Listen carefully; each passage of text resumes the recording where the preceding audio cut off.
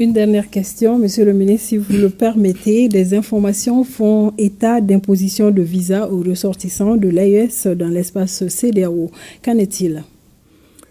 Merci infiniment. Vous savez, j'ai le communiqué des chefs d'État sous la main ici, que j'ai parcouru en long et en large parce que j'ai entendu parler d'éléments par rapport. Je ne vois aucune référence dans le communiqué des chefs d'État par rapport à des restrictions qui seraient imposées à la circulation de nos ressortissants dans cet espace. Mais même si ce que vous dites, s'il était avéré, ça veut dire que ça nous donne raison en ce sens que probablement les responsables de la CEDEAO ou certains responsables de la CEDEAO ne sont pas sortis des anciennes méthodes, toujours de faire peur aux populations, de faire le chantage aux populations, d'utiliser les populations comme une arme pour créer des problèmes avec leurs dirigeants. Donc aujourd'hui, nous pensons que nos populations ne doivent pas servir de bouclier. En tout cas, pour ce qui concerne l'AES, nous sommes dans une autre dimension, nous sommes dans une autre dynamique qui est celle de la fraternité, de la solidarité et de l'amitié entre les peuples. Et dans ce contexte, toutes les populations africaines sont les bienvenues dans notre pays et je voudrais, au nom des plus hautes autorités du Mali, rassurer nos compatriotes que tout est mis en œuvre par les plus hautes autorités pour pouvoir protéger et apporter toute l'attention nécessaire à nos ressortissants qui vivent dans les autres espaces autour de nous. Mais je pense que les gens doivent pouvoir se rassurer et continuer à vaquer à leur occupation. Dans tous les cas, vous savez, un processus d'intégration, il y a des gains et des pertes pour tout le monde. Mais nous devons travailler à minimiser l'impact pour nos populations et c'est à ça que s'attellent nos autorités.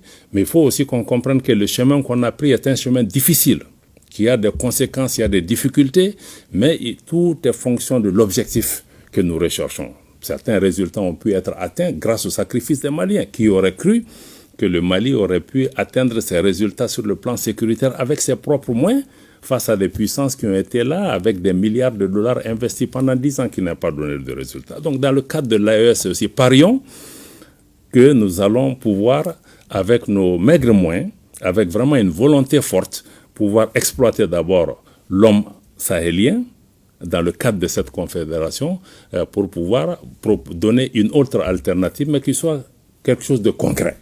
Pas un rêve qu'on vend aux gens, mais quelque chose de concret et dont nos citoyens commenceront à voir le bénéfice à court, moyen et long terme. Ça nous rassure beaucoup, Monsieur le ministre. Merci. Avez-vous un dernier mot? Le dernier mot, c'est encore une fois que nous puissions renforcer la solidarité entre nous Maliens, entre toutes les composantes de la communauté qui existent chez nous. C'est vrai, la sécurité est une dimension essentielle, nous y travaillons, mais nous devons comprendre que personne ne viendra nous sauver à notre place et que nous devons travailler nous-mêmes. Il y a un prix à payer pour chaque choix, nous devons pouvoir avancer. Les pouvoirs publics sont conscients des difficultés que traverse notre pays, mais ces difficultés ne seront pas surmontées du jour au lendemain aussi.